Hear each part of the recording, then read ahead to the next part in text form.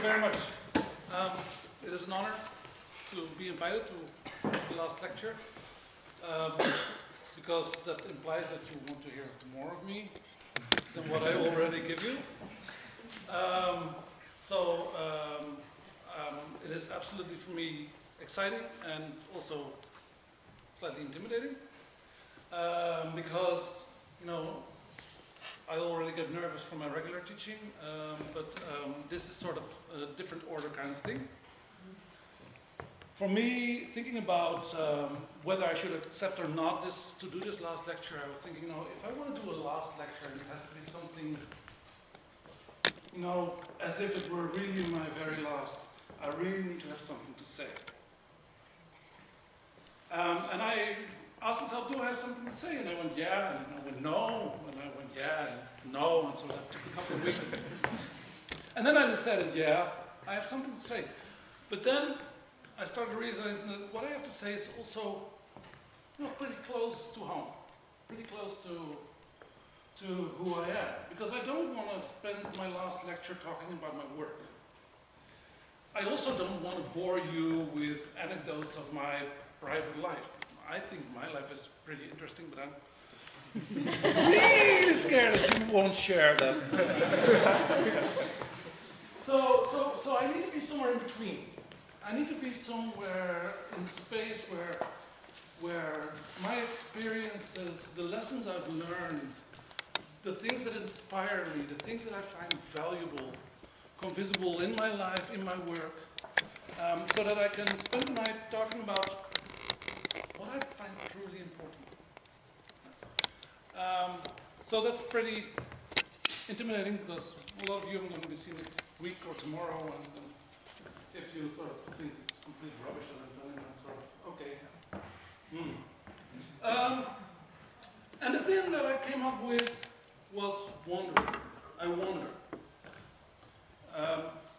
Why? Because particularly in the last years here at University College, I've started to value wandering as one of the most precious things in my life. And looking back to my previous life, I realized that wandering has been a part of my life, and I find it extremely meaningful. So I want to think about wandering as a way of studying life. Two disclaimers before I start.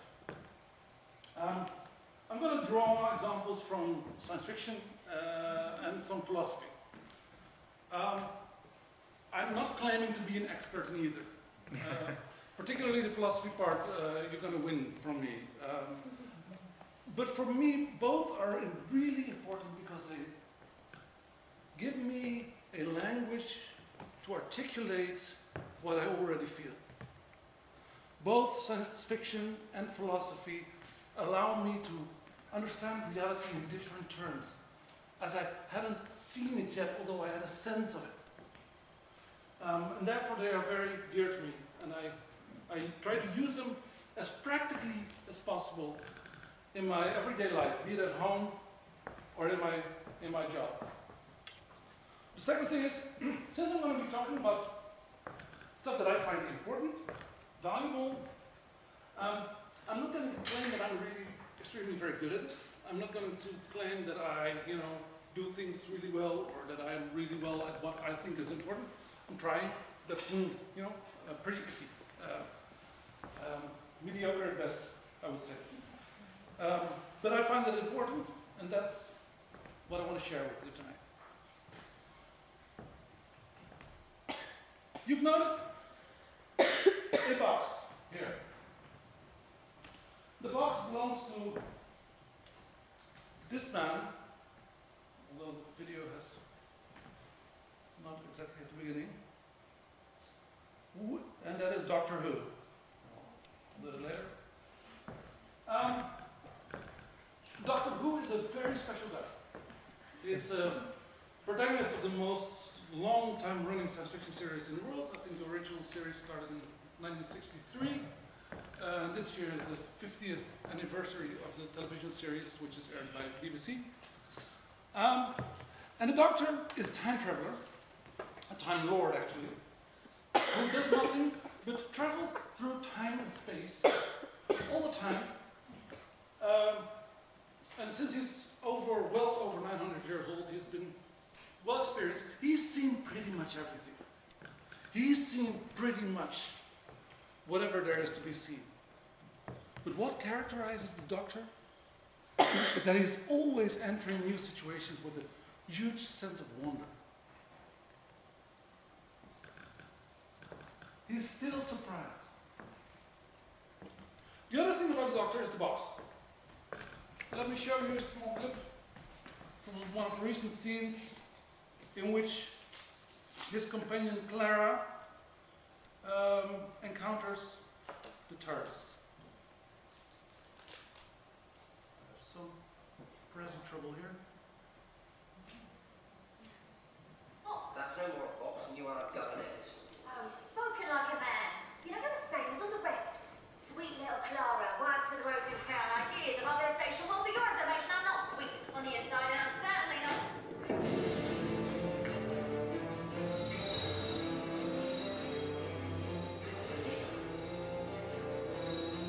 It's called the TARDIS. It can travel anywhere in time and space. And it's mine. Look at this. Go on, say it. Most people do.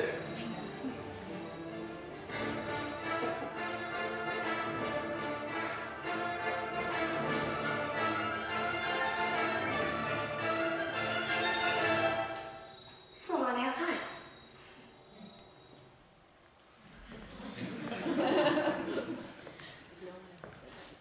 Actually, it isn't his. He borrowed it. He never returned. But okay. The TARDIS, for me, is a great metaphor for wonder. Because it's bigger on the inside. Or, as Clara puts it, smaller on the outside. And this is what wonder brings for me. To wonder is to actually encounter life as bigger on the inside. So, why is that important? When I was a teenager, I read a book that had a huge influence on me, called Zen and the Art of Motorcycle Maintenance by Robert Pearson. It's a novel about a guy traveling with his son and a couple of other people through the United States on a motorcycle.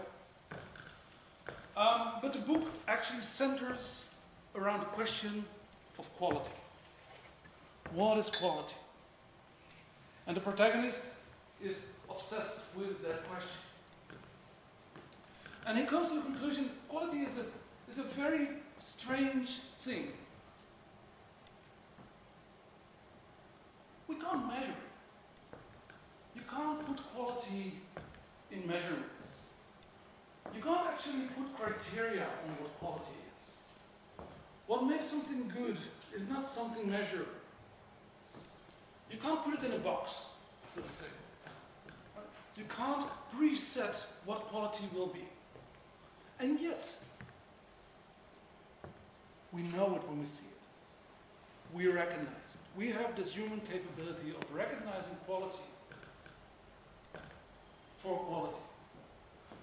So Pearson tells in this book about how he, as a college teacher in the 1950s, lets his students read their own papers collectively and try to assess where the quality lies and which ones are qualitatively good.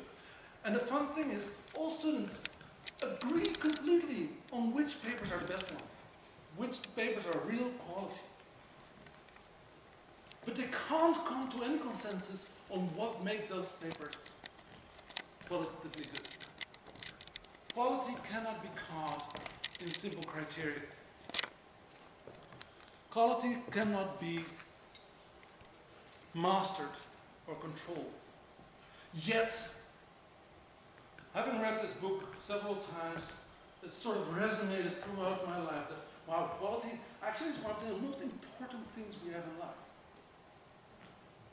To be able to encounter really qualitative moments really good things and deal with them, that is, well, as close as you probably get to a meaning of life.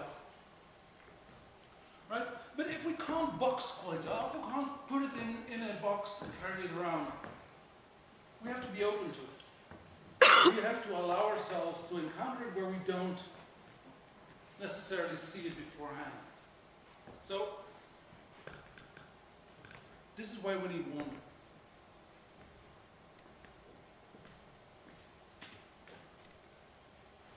To wonder is not just being surprised. To wonder is much more of a way of standing in life, of disclosing the world. It's much more like wandering with an A, right? Where you don't go from your point of origin to your point of destination in a straight line without ever encountering something new, but wandering, encountering new pathways, opening up to things you hadn't expected, that you didn't know about, that are new to you. Wandering and wandering are both ways of resisting closure. Resisting that things become fixed and permanent and boxed in, and things become, commodified. It is a way of resisting endpoints. Doctor Who, whenever he buys a book, first thing he does, tears out the last page. Doesn't like endings. Because it kills wonder.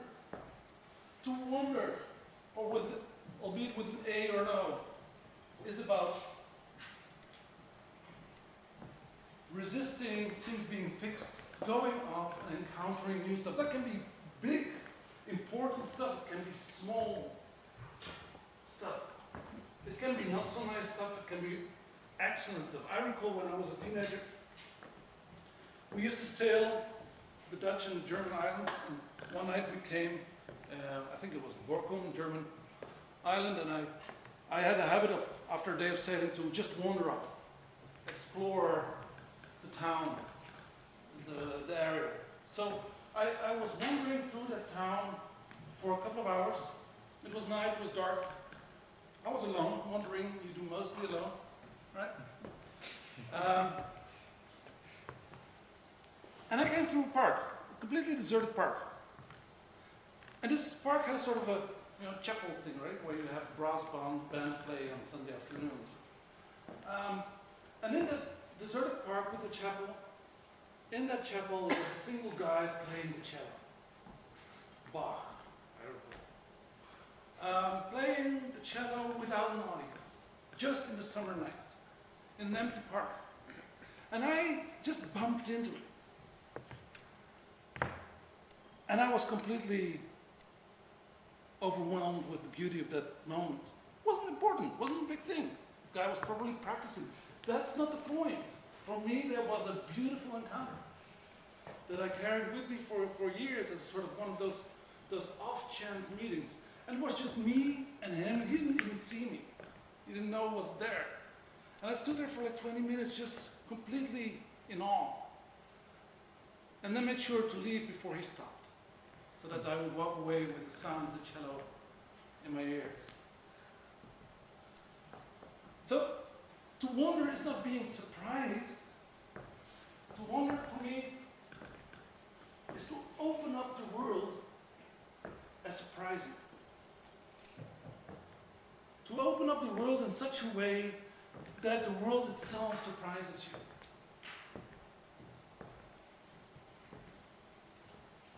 And maybe to open up the world in such a way that it becomes full of wonder. But of course, it's not all that simple. If I say I wonder, who do I mean with I? Who is this person that I am that wonders? Here, I recall my reading of existentialism when I was around 18 or 19. I never read a lot of it, but it made a lot of impact on me reading Sartre and Camus.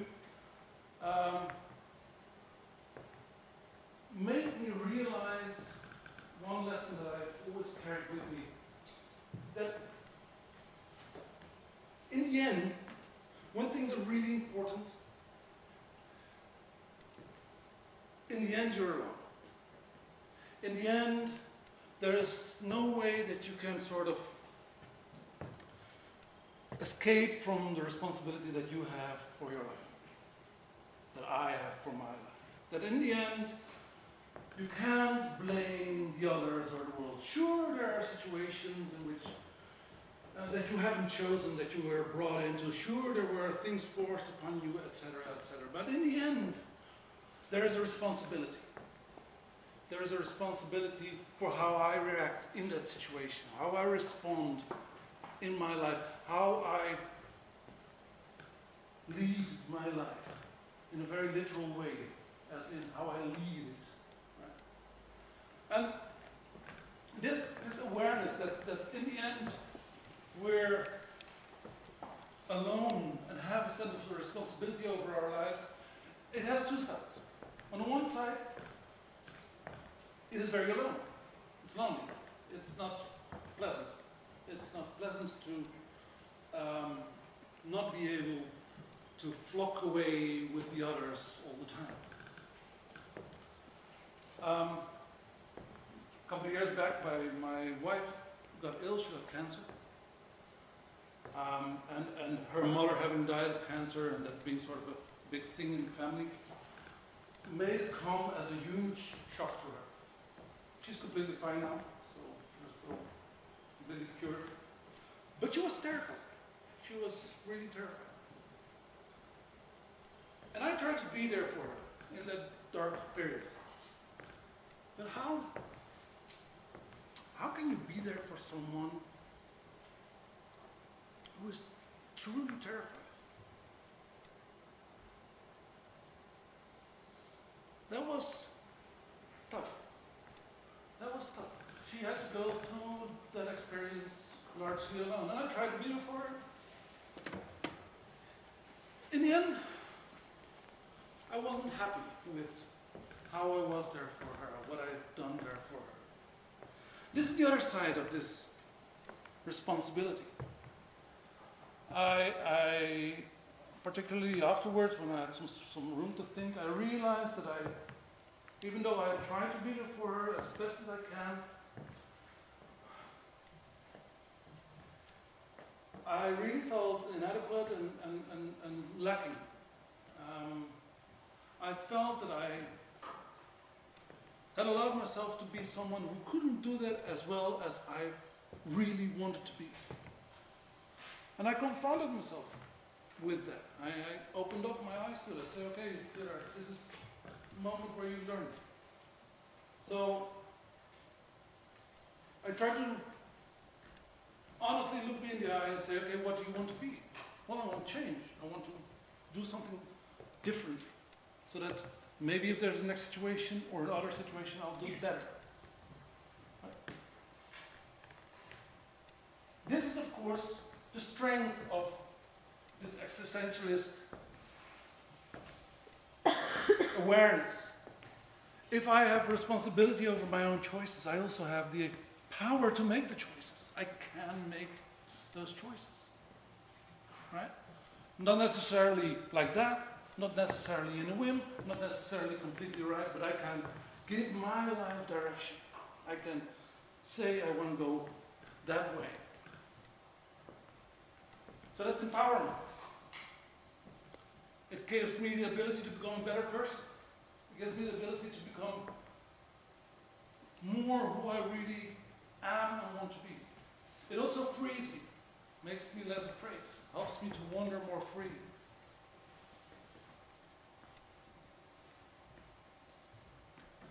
Another aspect of the person who wanders is mood. A couple of years ago I started, or last year actually, I started reading Heidegger. And that was a sort of profound, big thing for me. Where at age 43 or something, I started going, whoa, this is really mind-blowing. And one of the things Heidegger talks about is our mood. And we usually understand mood as a sort of a state of mind in our head that is exceptional. We're either in a happy mood or we're grumpy, right? There's sort of an exceptional state that we're in through which, we feel things in a certain way. But Heidegger turns that whole thing completely around. Heidegger, first of all, says, well, you know what? You're always in a mood. It's not an exceptional state. Mood is something that we're always in, whether we notice it or not. And this is important because mood is not a state of mind in our head, but mood is actually the way in which we open up the world to ourselves. Our mood is the way in which we encounter our everyday world. And we know that, right? If you have a real bad mood, the world is a shitty place. If you're in a hurry, which is also a mood, the world presents itself in terms of obstacles, in a very real way. It's not just in perception. Heidegger emphasizes it's not just perception. The world actually becomes alive by the way that we project our moods on it, in the way we shape the world through our moods. This is awesome. Because this implies that through our moods, we actually give rise to the world. So that opens up at least the possibility that if we have a mood of wonder, the world presents itself as a wonderful place.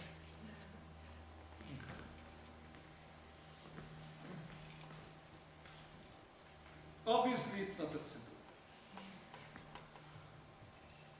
I'm going to play a song that sort of captures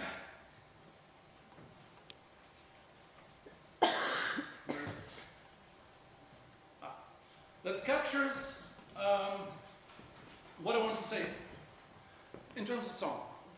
I'm going to play the whole song because I hate playing songs halfly. And particularly because it's Radiohead, and that's one of the best things that happened since the Beatles. But don't think it's an intermission. Try to actually get in the mood. Try to get into what this band is trying to convey through this song, and then we'll talk about what it means.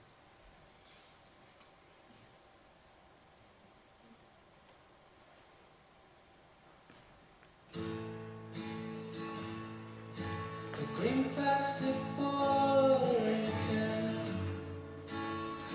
or a fake Chinese rubber plant and a fake plastic girl.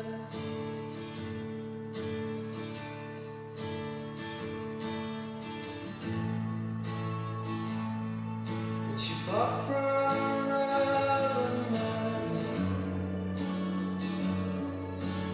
time for rubber bands to get rid of the sound. The words are love. The words are love.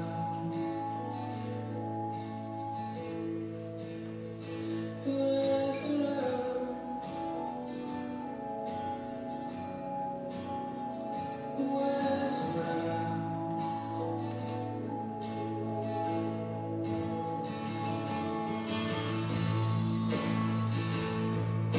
She lives with a broken heart, a crackpot styling man who just cries.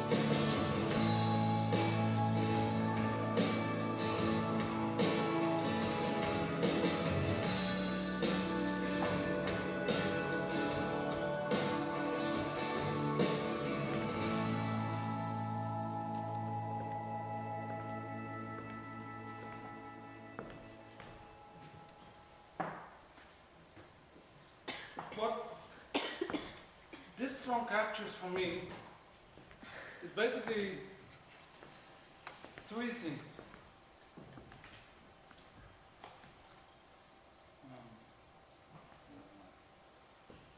It starts out with fake plastic trees. A comment on or an interpretation of basically that our world, the world that we inhabit, the world that we live in every day, is an incredibly artificial, fake place. A place in which actually things are all the time not what they seem to be or pretend to be. A place in which that is called real actually is pretty fake. Places in which that is called important is actually very unimportant. A place in which what is called unimportant is really what is important. A place in which the word, and watch out, whenever you see the word authentic being used in our world, it means exactly not authentic.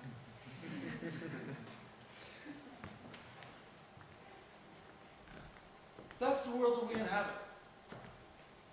And that world alienates us. That world hurts. That world is not pleasant to live in because it's always in a tension with who we are. It's not natural. So it always creates friction. And it wears us out.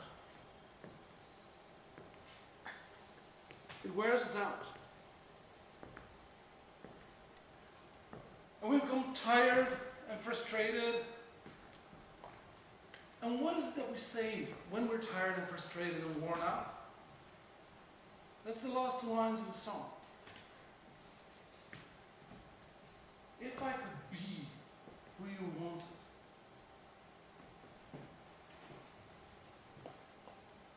if I could be who you wanted all the time,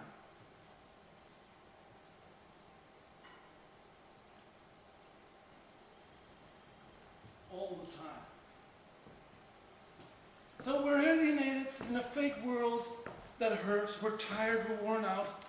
And what do? We blame ourselves.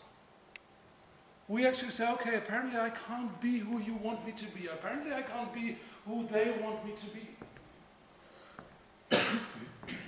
And this is the trap. And we end up flocking with them, with the they in which the world is fake. And the world is untrue and artificial.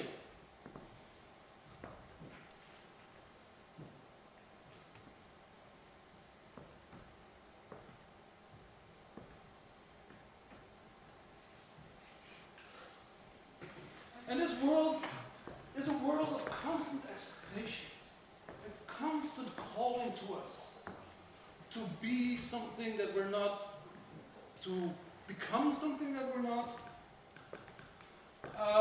to become part of something that we're not. It is a world that tells us time and again who we should be. Through images, through media, through internet, it tells us what we should like. It reduces wonder to kitten pictures on the internet. Right? And it's a bombardment of questions about who you are. This world is a place in which you're constantly bombarded with, are you good enough? Are you actually smart enough? Are you successful enough? Are you beautiful enough? Are you rich enough? Are you adventurous enough? Are you thin enough? Even, are you happy enough? Even your own happiness is not something that you hold in your own hands, but becomes an obligation that you have to fulfill, that they want you to fulfill.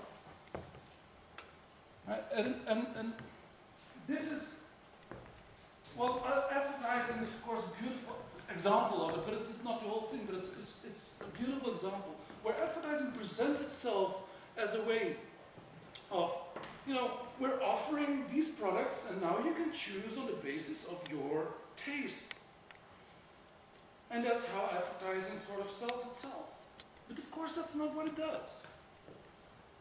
Advertising tells you what your taste is and then offers you a suitable line of products for your taste.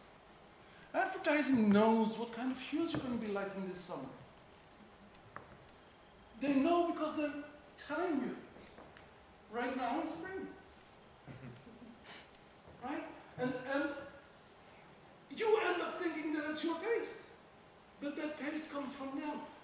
They're producing who you are, how you stand in life.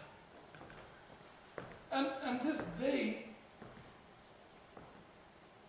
always converges on uniformization, on making things similar so that it's marketable and it's compatible and it's, you know, easy and fits, one size fits all. And this goes against any form of wonder and standing in the world in wonderment. Right? It takes out wonder, it makes it the whole life game of just fitting in expectations, fulfilling the boxes that you're being presented with. There's another thing. Forget it. Going back to the doctor.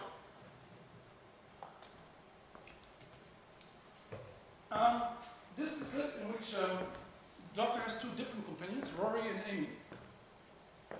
And Rory and Amy have been traveling with the doctor for a long time. They've seen a lot of great things that they went through. Incredible adventures together. And Rory and particularly Amy are incredibly, you know, deeply love the doctor. But something went wrong, and the doctor was erased from time. It's not that he's dead, he's never existed. So Rory and Amy wake up on the day that they actually met him, not even aware of that he ever existed. Happens to be their wedding day. And during the wedding, Amy, because, well, of a small book, starts to remember. Let me show that.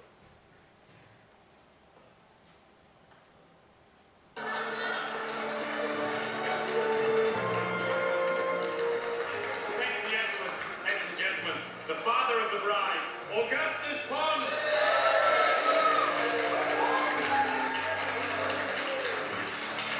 Sorry, everyone. I'll be another 2 minutes. Just reviewing certain aspects. Your father, Amelia, will be the absolute death of me. Unless, of course, I strike preemptively.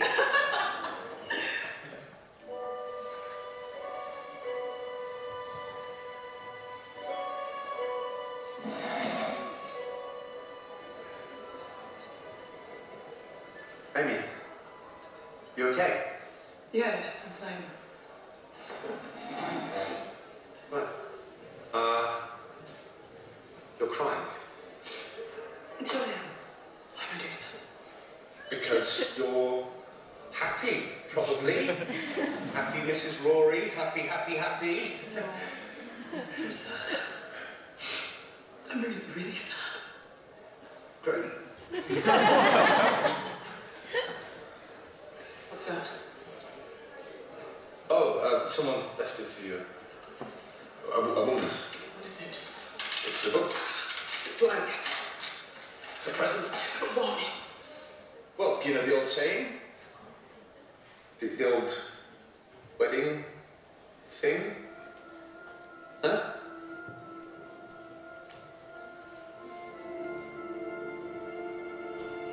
Amy. Hey. Ready now? Sorry about that. Last minute adjustments to certain aspects. Now then. Hardly seems that you...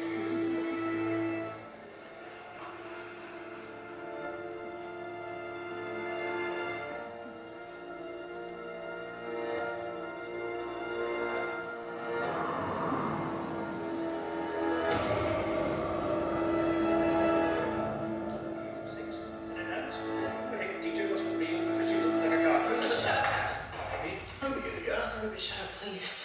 There's someone missing. Someone important. Someone so important. Amy, what's wrong? Sorry. Sorry, everyone. When I was a kid, I had an imaginary friend. Oh, no, not this again. The Raggedy Doctor. My Raggedy Doctor. He wasn't imaginary. He was real. I remember you. I remember! I brought the others back. I can bring you home too. Raggedy Man, I remember you, and you are late for my wedding!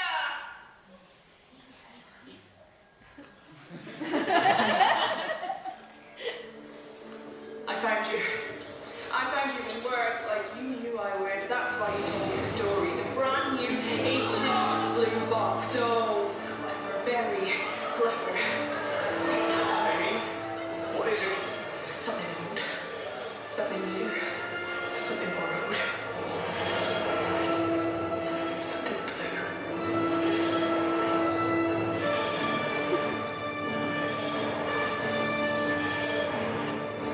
It's the doctor. How did we forget the doctor?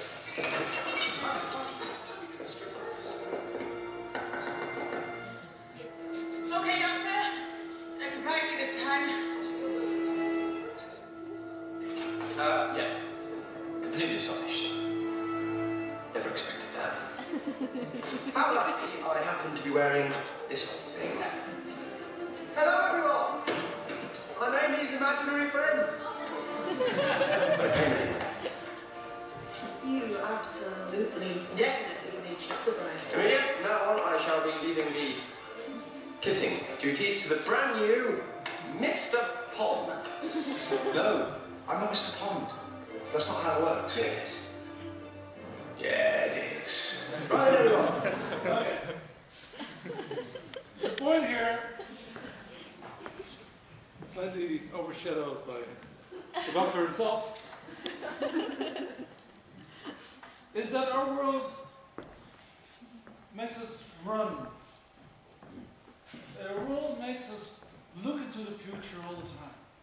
And we're so busy with achieving goals, targets, master programs, careers, all kinds of things that we run and we run, that we forget things that are really, really important.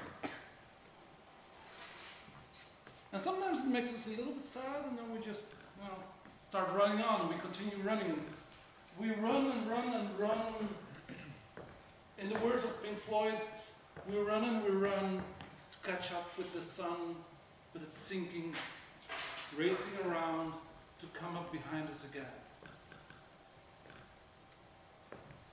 And all the time when we're running forward, we're running into a future, to our targets, to our goals, to our destinies. We lose sight of really important things.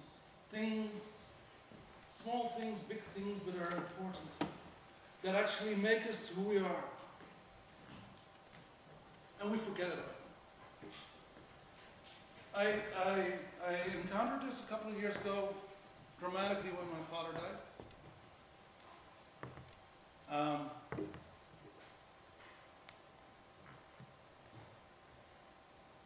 He died with the family, me around, the rest of the family, and just before he went, he looked at me, got me closer. He's very weak. And he just looked at me. Not for 5 seconds or 10 seconds, for 3, 4 minutes. And he remembered something. Something that I had forgotten about who we were, our relation, how I like my father in many ways, and something really cool, something really important. Really, really important, but we had both forgotten for such a long time about how important we were for each other, how real our relation was. And we just lived on and forward and forward. We lost that. We completely lost it. And he was able to give that back with just his eyes, just before he went into. And our world makes us run so much and so fast that it takes away so much of our ability to remember what is really important in our lives. And that makes us lose so much of our wonder. Because those beautiful moments when the world was opening up for you for the first time, and that world was so magnificent and so beautiful and so powerful and so much more colorful and much sharper than we see it now, racing through it to our next appointment. You know, that kind of stuff. That's making us wander and wander less and becoming more professional. Okay, so what do we have? We have wander as a powerful way of opening up the world. We've got an existential responsibility that sometimes makes us lonely, but gives us strength as well. It gives us the ability to change the direction of our lives. But the world resists our wonder. The world wants us to become like they. And the world makes us forget. It makes us forget a lot of the really important things. Can we do stuff about that? Is there a way out? Yeah, a little bit. Something. The choice seems to be that we either resign or resist. We either just give up and become part of this fake artificial world, or we resist it and we rebel. But I'll get to the picture in a minute. Percy, in his Zen and the Art of Motorcycle Maintenance, he makes the point that this is a false choice. We don't, when we are encountering a world that is artificial, fake, technological, we don't have to choose to succumb to that fakeness, to that artificiality, or resist it in a romantic fashion. There's a third option. And he explains this by describing this motorcycle trip that he has together with a bunch of friends. And And the motorcycle in this book stands for our artificial world. It's technology, it's not natural, it is, you can't relate to it like we can to nature, right? And his friend can't relate to the motorcycle in a meaningful way. For him, the motorcycle is just a device that brings you from one place to the other. And just the thought of actually, picking up a screwdriver and working it, terrifies this guy. The thought that the thing might break down terrifies him. And he's completely out of touch with the motorcycle. He can't find any meaning in it. Right? If it breaks down, we need to bring it to someone who repairs it for him, and then we can drive on. That's all there is to it. Pirsig, in his book, says, well, you know what? Even though the motorcycle is fake, or at least artificial, you can still attune to it. You can still become in tune with it. He has this great passage where he describes where they drive through the mountains, and he's listening to the bike. He's listening to the engine, and he's actually listening to the sound that it makes, and how the sound changes as they go higher and higher, and the oxygen becomes thinner. And he's attuning himself to how the engine is running and wondering whether he should, change the mixture of the fuel or not. And he is having a real meaningful engagement with his motorcycle as he is driving it. The point that Pirsig wants to make is that even if we live in an artificial world, we can still disclose it, we can still attune to it in such a way that it becomes really meaningful. And we don't have to surrender ourselves to it or resist it. Something similar happens in the Hunger Games, where Katniss is being brought to the capital in order to be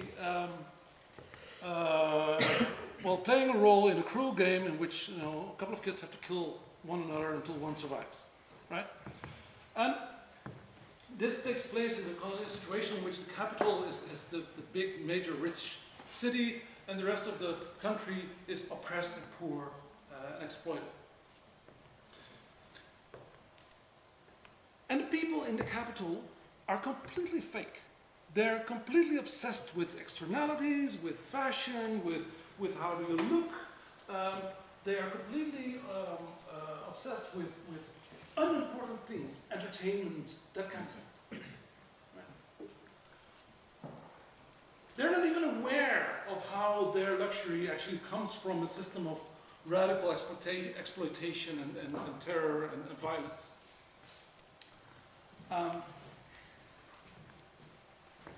So Katniss comes and meets these people, particularly Cinna here, but also the other people that dress her and prepare her for the battle.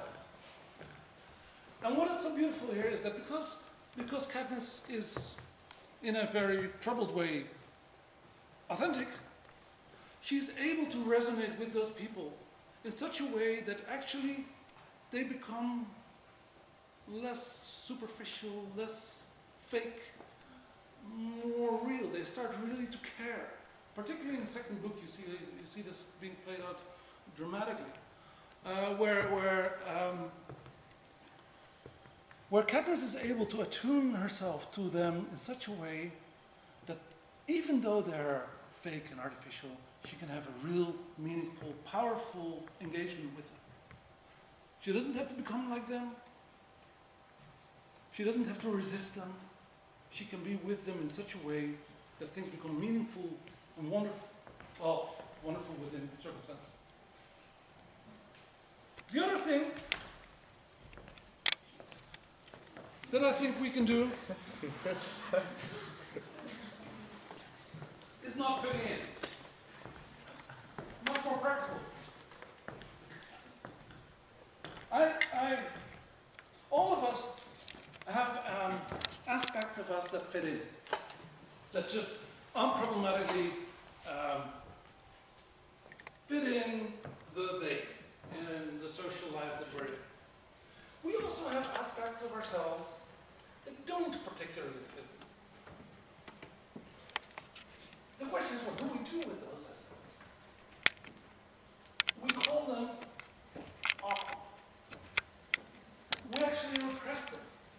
show them. We keep them away. We're afraid that showing where we don't fit leads to rejection, exclusion, laughter, whatever. And not necessarily without good reason. So we repress that part of us that doesn't completely fit in our social world. But if we want to make a meaningful contribution to our world, if you want to do something original, if you want to make a change, be aware that change will never come from the part of you that fits in. That will only reproduce what is already there. So if you want to be meaningful, you have to, in a sense, or we can at least in a sense, embrace the part of us that doesn't fit. That is awkward, that's slightly off, that's different. And even though that may be scary at times, I think it allows us to relate to our social world, to our world in a way that it generates wonder. Wonder for you because you can watch the world from the standpoint of the not exactly being part of that world. Wonder for others because they see great things happen out of things that they wouldn't expect from you. Right? Okay, let me end this lecture with discussing briefly the world that we live in, that we share, which is the world of science and the world of education.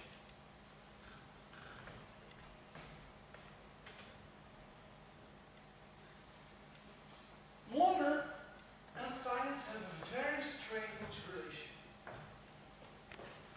In the traditional conceptualization of science, which is still very, very popular nowadays, wonder actually is sort of a beginning point for science. You say, oh, I wonder. And then you set up a laboratory test and then you come to an answer. Right? You start out with a sense of wonder, and you apply science, and you have an answer, oh, right, and your wonder is gone. Science is a wonder resolution machine that takes away wonder in our world. It works on wonder, it feeds on wonder, but it evaporates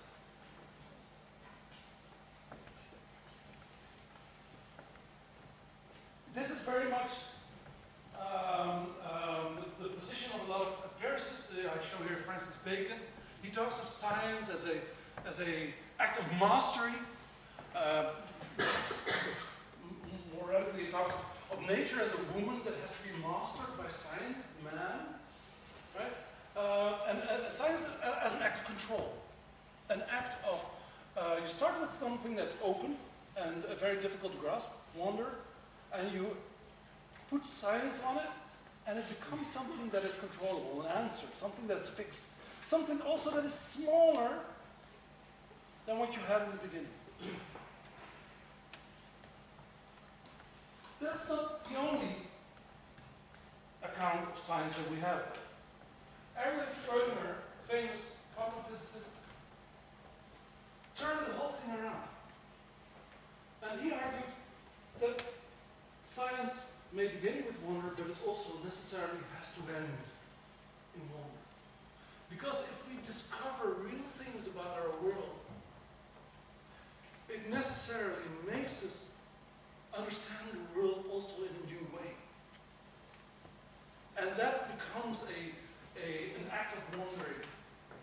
So science doesn't end with closure, it ends with opening up.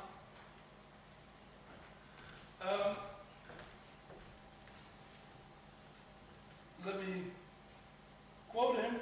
He says, "The task is not to see what no one has seen yet, but to think what no one has yet thought about that which everybody sees." This is a science that is a science of wonder that can be, I don't know what it's going to be like. I mean, otherwise I wouldn't wonder about it. But it's a science that I would definitely want to do, want to be, want to embody, if possible. It's not bacon is all bad. You know, the other comes not all bad. I want planes to fly, and I don't want engineers to sort of wander their life away through the construction of the plane. That would probably lead to meager results. But for a whole bunch of stuff, I think science is a way in which we can actually open up the world as a place that is bigger from the inside, and not reducing it to something small. And finally, our world of education. This one from Pink Floyd, probably know. The way we think about education in the West and most of the world is extremely instrumental. Education is not about learning, but about achieving goals. Something that you can have, something that you can show. And all layers of society, the ministries and the policymakers and the deans and all the people, you know, at the university boards, they are obsessed with quantifying educational quality. Making sure that there are strict criteria and boxes that you can tick so that we know we have quality. Without realizing that quality actually doesn't allow itself to be quantified. And quality, if you try to quantify it, basically what you do is square a circle. You put it in a box. Right? So there's an extremely instrumental understanding of education. And it's not just the policymakers, it's also the students. You know, we've been trained in high school to be extremely calculative about the way we go through education, and it's about, first of all, it's about getting a degree, and then we get a degree, and we get a career, and we get money and status, and everything is about achieving something else. It's not about learning or stuff like that, right? So everything becomes instrumental. Everything becomes a way of achieving something else, but not to learn for its own sake. And we, the teachers, are completely involved in this game. I mean, teachers complain about students being calculative, not realizing that the only way in which they stimulate students is by, you know, having them be calculative. Having you guys, rewarding you guys for instrumental action, or punishing you for not being instrumental. Teachers complain about students not having a real learning attitude. Well, teachers very often don't have a learning attitude at all. Hardly give you an example. Right? So the way we work in education in general is a sorry state of affairs. There are exceptions. And to a certain extent, I think we are here at a place that I find in many ways exceptional. Not as great as it pretends to be, but producing a space in which there's room for wonder and encounter, for quality to emerge. I've been in my years here, I've been thinking more about life, about what it means, about what my life means, big important questions here on campus than in the 25 years before I came. It doesn't mean that I'm not mediocre, that we're not often mediocre. Yeah, pretty much, you know, going through the motions way too much. The potential that a place like this has, oh yeah, wow, that's big. And we're not fulfilling, you know, half of it. But in the end, the place doesn't matter so very much. It's not the institution, it's not the policy, it's not the setting that we're in. I believe that wonder, as a pathway towards quality, always comes from before. Always comes from attunement with one another, the way we tune in, the way we resonate in wonder about what we encounter. And I therefore think that we are on a path where at least I have the possibility of creating an education that is wonderful and that is so much more bigger on the inside than on the outside. Thank you very much.